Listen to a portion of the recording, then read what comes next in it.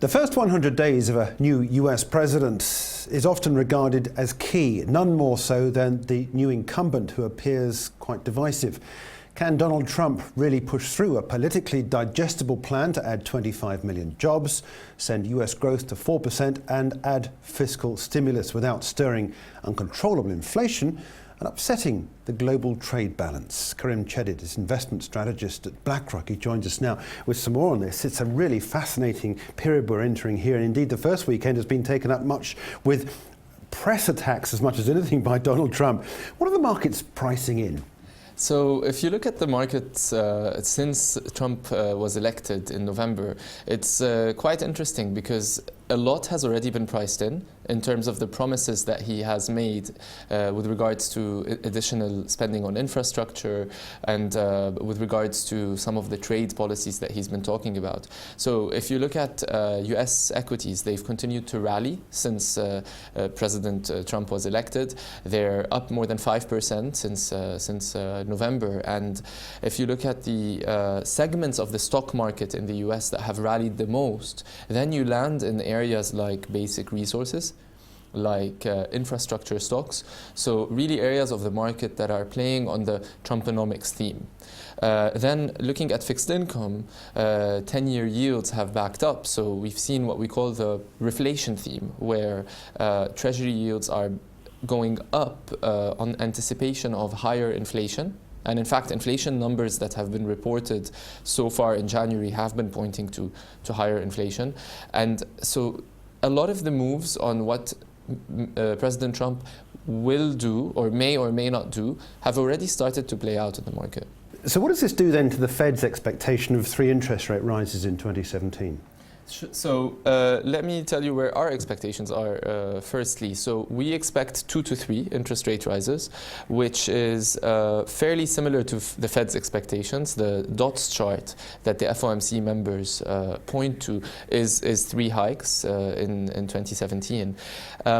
There are 2 things to look at here. The upside potential to that is whether President Trump sticks to his promise around the job numbers that you introduced with. That will have inflationary effects that may go beyond what is being priced in right now. So there is a small tail risk, but I don't attach a huge probability to that. A small tail risk where the Fed would have to hike more than is currently priced in by the market and that they are indicating. But on the flip side, there is also the notion that, well, President Trump has promised a lot of things. If you look at his cabinet appointments, a lot of them seem to be contradictory in terms of the appointments' views on certain economic matters. So the verdict is still out on how much can actually be passed through once we progress through the first 100 days. And there is also a chance that if markets get disappointed with the amount of spending and stimulus that actually is actioned, you could see an environment where the Fed holds on a bit longer. How do you see this rolling out across the rest of the world? How does it affect us here in the UK, the Bank of England, European Central Bank and the Eurozone, the Bank of Japan and the Japanese economy, China and so forth? We've heard a lot about the trade issues potentially there. How do you see the risks playing out? Yeah, so I think there's some clear winners and losers from the dynamic that we are seeing playing out from the White House.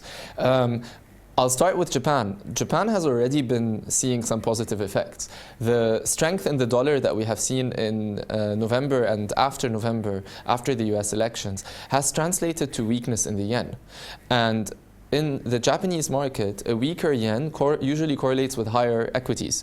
So from the perspective of an international investor, there's actually a lot of opportunity in Japanese equities if you're hedging that risk to the yen. Equities are going higher, and that can continue to play out if the stronger dollar continues on the back of Trump policies. In terms of other parts of the world, so with Europe, similarly, on the currency side, the euro has been dropping. A weaker euro tends to benefit export-oriented stocks in the eurozone. And European equities are still quite under-owned. They have cheap valuations. So with this euro tailwind, there's a big if, which is the many elections that we have in Europe lined up for us this year, France, Netherlands, Germany, to name a few. if those political events play out with the tail risk not materializing, then that tailwind could start to benefit Europe. As for the UK, I think the UK has more to worry about in terms of the path of the negotiations with its EU partners, now that we are approaching the self-imposed March deadline of triggering Article 50 from the government. So I would look to how those negotiations go in terms of implications for the UK, more than what's coming out of the US. But obviously there's a lot to look out for in terms of the meeting between Prime Minister May and President Trump this Friday. She is one of the first international leaders to meet him. So it will be interesting to see if anything tangible comes out of that. And then we talk about trade, of course, and yes. We've heard a lot about the concerns about trade between China and Russia and the US. Mm-hmm. Do you see that as playing out, or do you think they'll sidestep that and manage a good relationship? Yes, I mean, China and Mexico, those are the assets that could get impacted the most in the most direct fashion from Trump.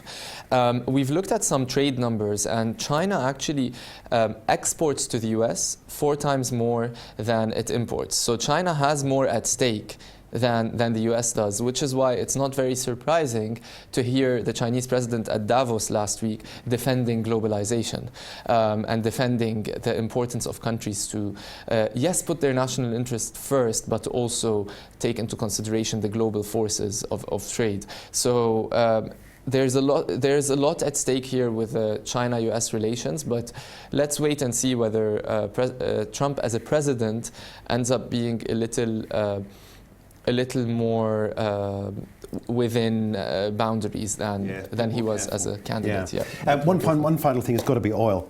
Trump has come to the White House, pump more oil. And of course, the way that OPEC recently has been cutting production, we've heard evidence about this last week. OPEC seems to be doing all that it's promised in cutting production, sending prices up. That plays into Trump's lap, doesn't it? Because that puts a good price under the price of crude, which helps the shale producers. Yeah.